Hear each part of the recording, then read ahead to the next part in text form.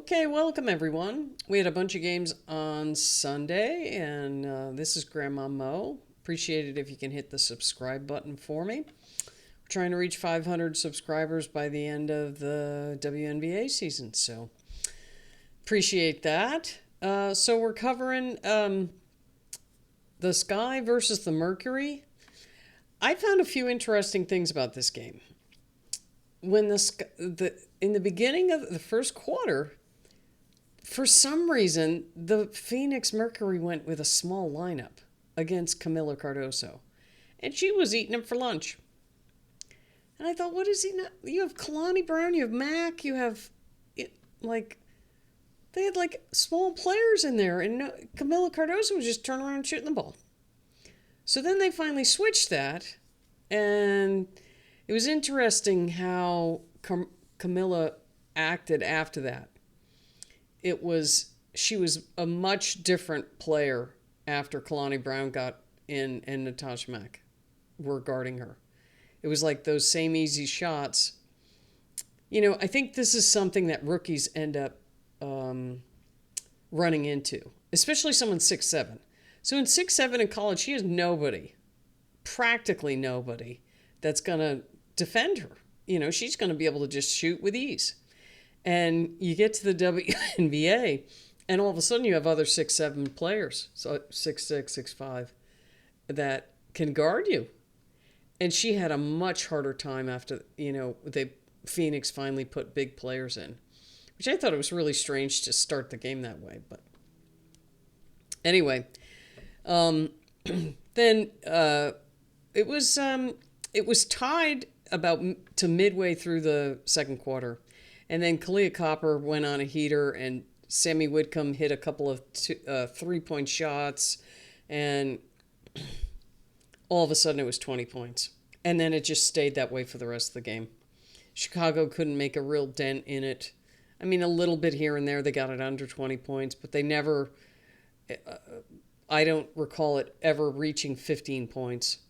And they just had no answer after that. And then they kept the bigs in the rest of the game. Elisabeth Williams played pretty well for Chicago, though. She definitely had some good plays, and she had at least, I'll have to look. I know she had at least one block, because she is a terrific shot blocker. Let me see here. Elisabeth Williams. She had two, yeah. Oh, no, that was personal foul, sorry. Oh, no, she had two blocks. Yeah, it looked like she had a couple more than a one. But Elisabeth Williams had a double-double. She had 15 points and 15 rebounds. So I hadn't looked at the stats until just now. So it looked like she had a good game. But, looking at the stats, it definitely proves it. She had 15 points, 15 rebounds, 2 assists, and she had a steal and 2 blocks. That's a good game for Elisabeth Williams. I wish they would use her more, because she's a long-time, very good player. 7 for 11 from the floor, 1 for 2 from the foul line. Cardoso was 5 for 11, and I would pretty much bank on the 5 came in the first quarter, because she was doing really well until they put another big on her. And then it's something that she's just going to have to adjust to.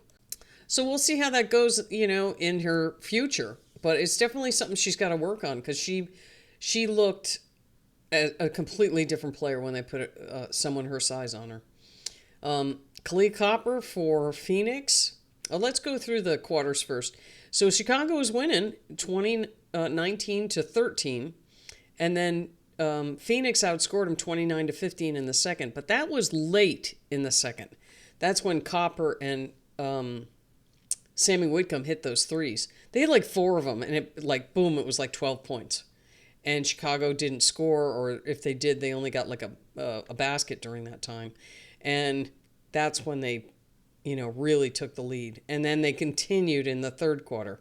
So the third quarter, they outscored them 27-17, and then it was 16-14 Chicago in the final quarter. So the Mercury get the win 83-67. And Phoenix is now 17-11, and Chicago has dropped to 7-21. Points in the paint, Phoenix, this is where it changed. 46 points in the paint to 34 for Chicago. The other thing, Phoenix was fast breaking. So between the 3-point shots and the fast break points, that's where they built that 20-point lead in the second and third quarter. And then they just held on for the rest of the game. But fast break points were 30-3. So Phoenix's biggest lead was 26. And Chicago had an early 9-point lead. But they just took that right away. Turnovers weren't bad for either team. 9 for Phoenix and 12 for Chicago. So we'll have a look here at the points and stuff for Phoenix. So Kalia Copper, she was 4 for 6 from 3, 8 for 14 overall, and then she was 5 for 6 from the foul line. So that gave her 25 points. She had 3 rebounds, 2 assists, 2 turnovers, a steal, and a block. And then Alyssa Thomas quietly had a triple-double. She had 10 points, 10 assists, and 10 rebounds. And it was very quiet. She was just doing her thing, but you wouldn't have noticed that she got a triple-double. But she did. 10, 10, and 10. She had 1 turnover, 2 steals, and a block. She was 5 for 7 from the floor. And Kalani Brown, they put her in, and that worked for them because it really shut down Cardoso. Her and Natasha Mack, they just shut Cardoso down. 5 points for her. She ended up getting 9 rebounds, and she also had a block. She was 2 for 5 from the floor. Sammy Whitcomb had 11 points. She was 2 for 7 from 3, but those 2 came right when they were in the middle of that. So that's 6 points from her. And I think Copper got most of her 4 that she made right in that stretch. So if you have 4, so that's 6 times 3. That's 18 points. There's your 20-point lead. Just about. Just from those 2 hitting threes. She was 4 for 11 overall. Not a fantastic game from Sammy Whitcomb, but it didn't hurt her. It didn't hurt the team or anything. She had 1 steal, 2 turnovers, an assist, and 4 rebounds. Akoa Makani had 8 points. She was 4 for 11. 5 rebounds and 5 assists for her. Laksa. I always want to say Laska instead of Laksa. Anyway, she had 4 points. She played 13 minutes. Lexi Held has been getting more minutes, and she's starting to come back to her form of before she had that collapsed lung. She had 5 points, 2 assists, 3 rebounds. She was 1 for 4 from 3, 2 for 8 overall. Dewana Bonner, she played 22 minutes, 6 points. She had a block, an assist, and 3 rebounds. She was 0 for 3 from 3. Catherine Westbeld, she didn't score. And Natasha Mack had 9 points. She was 4 for 5. And she had 6 rebounds. So for Chicago, Becca Allen had 4 points. She's been missing her threes. She has such a pretty 3-point shot, too. Or just a shot. And it's just like hitting the back of the rim so many times. She was 1 for 7. Onimwene had a good game. She had 13 points. She had an assist and 3 rebounds. She was 3 for 4 from 3 and 5 for 11 overall. Cardoso had 12 points, 10 rebounds, 3 assists, 3 turnovers, 3 blocks. She was 5 for 11. But a lot of that seemed like it was in that first quarter when they got that lead. Kia Nurse, 5 points. She was 1 for 8, 0 for 2 from 3, 3 for 6 from the line. Rachel Banham only had 2 points. That hurt them. That hurt. She was 0 for 4 from 3. I can't decide whether, because they were doing really well when they had Rachel Banham at point guard, and then she was kind of, taking her shots when she needed them, and now they have Uzan. And Uzan's okay. She's more of a point guard than Banham is, and putting Banham back to the two guard. I mean, she still played some point, but she's not getting the shots.